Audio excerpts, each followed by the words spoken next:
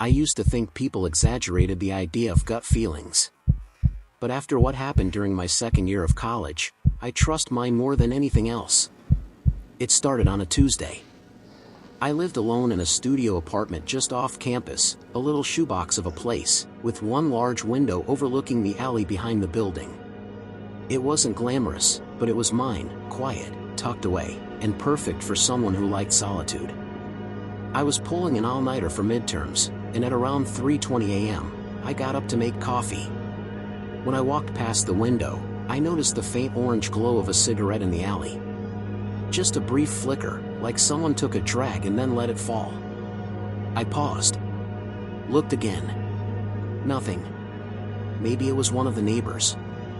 I didn't think too hard about it. The next night, same thing. Only this time, I saw a silhouette.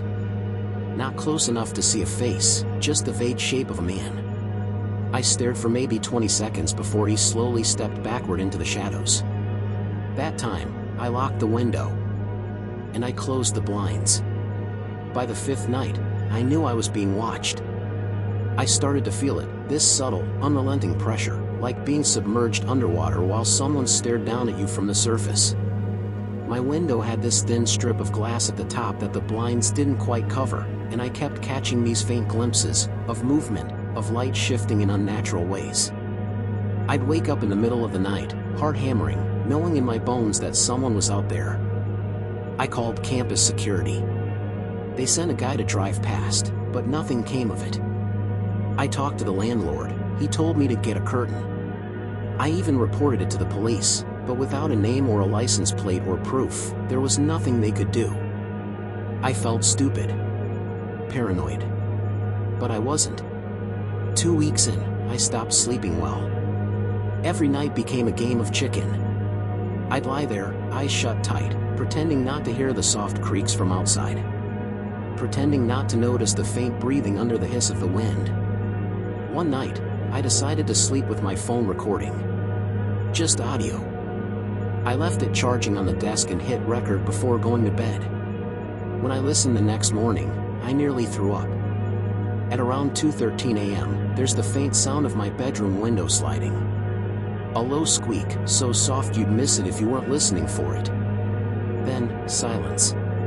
A long stretch of nothing. And then a voice. Barely a whisper. "You're prettier when you sleep." I froze. My mouth went dry. I rewound it again and again, praying I misheard. But it was there. Real. Calm. Detached. I called the police immediately, sent them the recording. They finally took it seriously. Officers showed up that evening and staked out my apartment. They told me not to stay there. A friend from class let me crash on her couch, and I didn't sleep the entire night. The next morning, the police found shoe prints outside my window, deep, well-worn boots. And on the sill, tiny fibers from gloves. But whoever it was, he didn't come back that night. Or maybe he noticed the cops and waited. What I didn't know until later was that the guy had been inside my apartment once already. They found a small wireless camera taped under my desk, pointed directly at my bed. Cheap. Portable. Easily hidden. I still don't know how long it had been there. Weeks, maybe. The officers swept the place and kept me in contact for months after. But he never came back. Whoever he was, he disappeared just as suddenly as he appeared. But I still sleep with the blinds drawn. I still check under my bed. And sometimes, when I wake up in the middle of the night, I swear I hear breathing that isn't mine. I was 17 when I started working at a small clothing boutique downtown. It was the kind of place with soft indie music, overpriced candles at the register, and a regular rotation of bored teenagers behind the counter. I actually liked the job. It was quiet. Peaceful. Until him. He first came in on a rainy Thursday. I remember because there was no one else in the store, and I was rearranging a rack of clearance scarves near the entrance. The bell above the door jingled, and in he walked, tall, probably mid-40s, soaking wet but wearing a long, heavy trench coat that somehow stayed bone dry. He didn't look like he belonged. His eyes didn't wander to the displays like most customers. He didn't browse. He just stared at me. "Can I help you find something?" I asked, trying to sound normal. He didn't answer. Just tilted his head slightly, watching. His lips parted like he was going to speak, but nothing came out. After maybe 30 seconds, he walked straight past me and down the center aisle, hands in his coat pockets. I felt sick. There was nothing inherently wrong about him, but my body recoiled the second he looked at me. Like it knew something I didn't. He didn't buy anything. Didn't even touch a hanger. Just walked a slow lap around the store and left without a word. I told my manager later, and she brushed it off. "Creeps come and go," she said. "Just be glad he didn't talk." But he did come back. The next week. Then again 2 days later. Always the same routine. Never buying, never talking, just watching. And every time, he stood a little closer.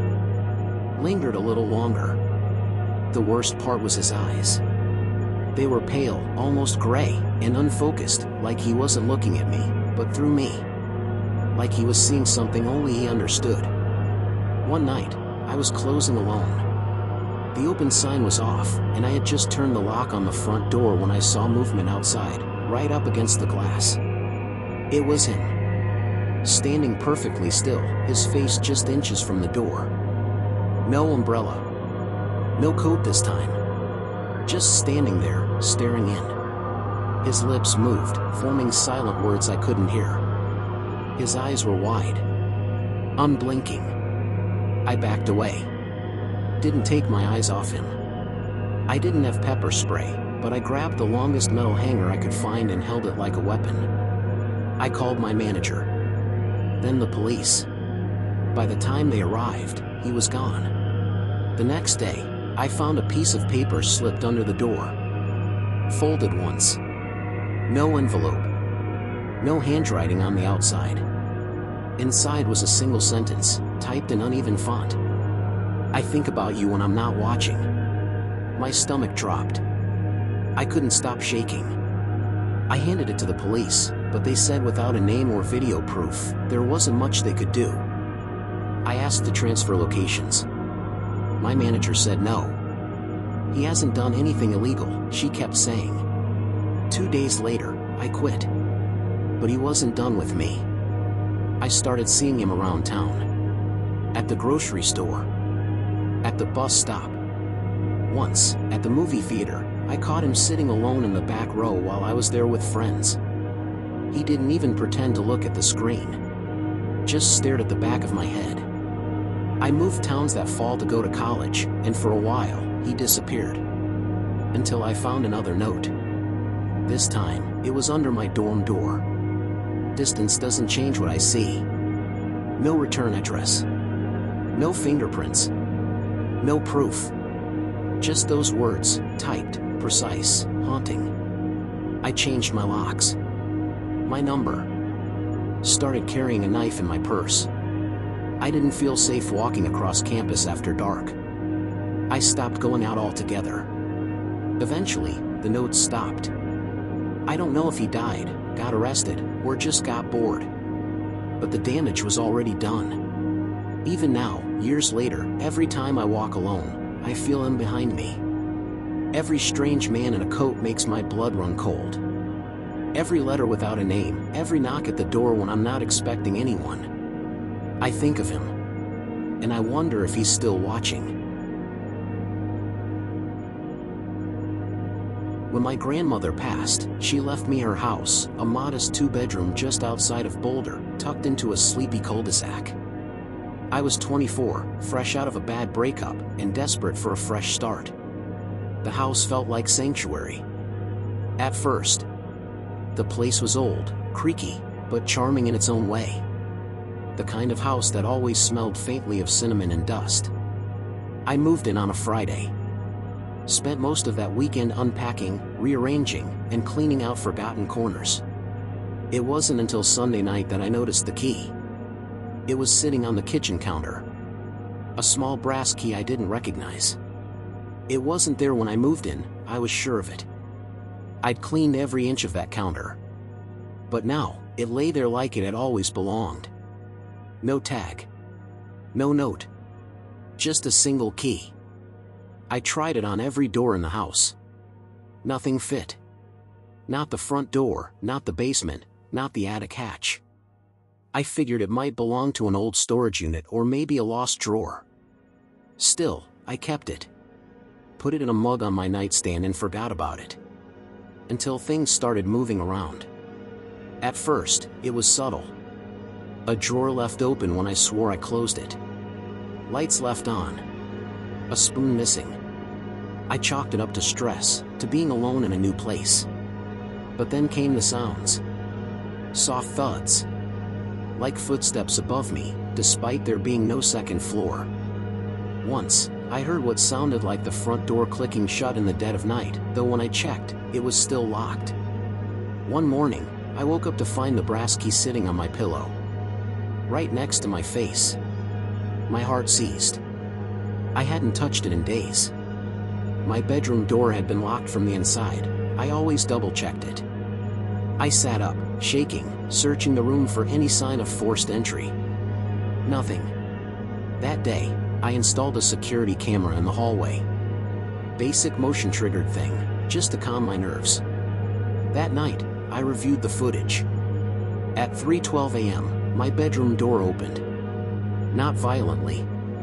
Not creaking. Just opened. Slowly. Like someone had the key. A tall, dark figure stepped into the frame. No face visible, just a long coat and something in their hand. They stood in the hallway for a moment, then turned toward my room. The video glitched slightly. When it came back, the door was closed again. And the hallway was empty. I couldn't breathe. I called the cops. They came. Searched the house. No signs of forced entry. All locks intact. The officer asked if anyone else had keys. Only one person ever had a spare. My grandmother. And she'd given it to her neighbor, Alan, in case of emergencies. Alan was in his 60s. Harmless, polite, always smiling. He brought me muffins the first week I moved in. I never suspected him. Until I checked the security footage again, this time from the day I found the key on my pillow. Alan's face. On camera. Clear as day. He used a key to open the front door. Walked in. Stayed inside for nearly an hour. At one point, he walked out of frame holding a mug, the same one I kept on my nightstand. He had the spare key the whole time. The police confronted him. He admitted to entering the house, said he was just checking in, that he didn't want to wake me. But the footage told a different story. They found dozens of photos of me on his phone, sleeping, brushing my teeth, reading in the living room. All taken through windows. He'd been watching me since I moved in. He knew my routine. My habits. When I locked up. When I showered. He was in the house with me, multiple times, while I slept. They arrested him. He made bail, of course. Moved away shortly after. But the damage was done. I changed every lock. Added deadbolts, security systems, cameras in every room. But I still don't sleep well. Because sometimes, when I wake up in the dark, I swear I see the shape of that brass key, right where I know I didn't leave it.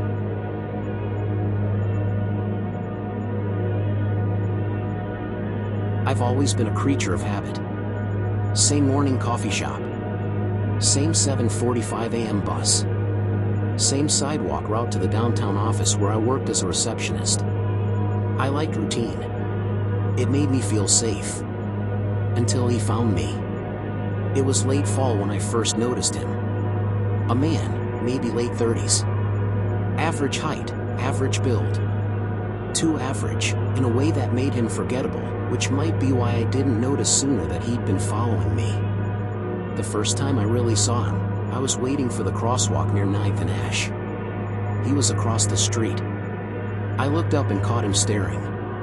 Not casually, intensely, like he was memorizing my features. When we made eye contact, he looked away too quickly. Something about it stuck with me.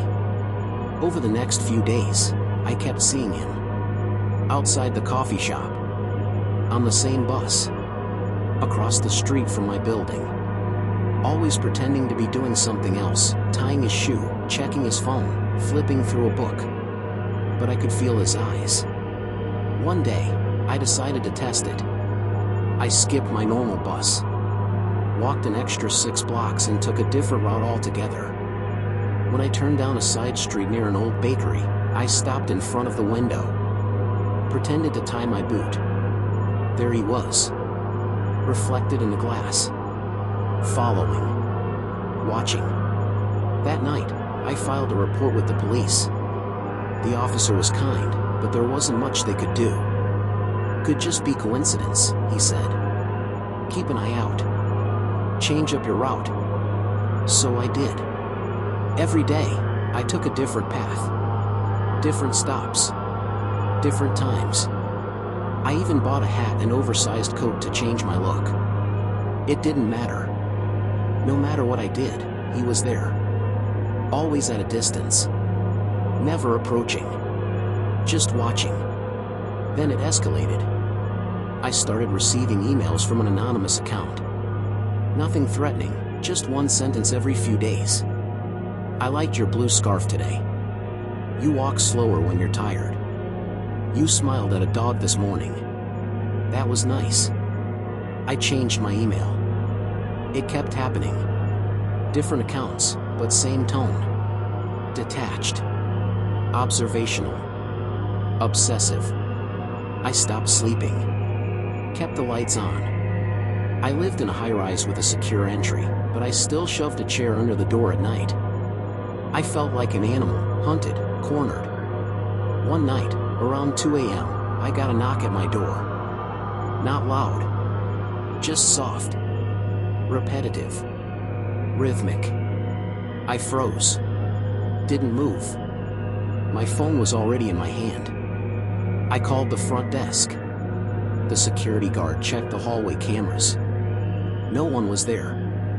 But the knocking continued. Tap. Tap. Tap. Like it was coming from inside the walls. That night, I slept in the bathtub with the curtain drawn. The next morning, I found a note slid under my door. I wanted to see if you'd let me in. I moved out the next day. Called in favors, stayed with a friend across town, changed my phone number again, got a restraining order, though I didn't even have a name to put on it. Eventually, the emails stopped. The sightings stopped. I stopped waiting for the tap at the door. But 2 months ago, 3 years later, I got a new message. Different address. Same tone. You don't take the bus anymore. That's smart.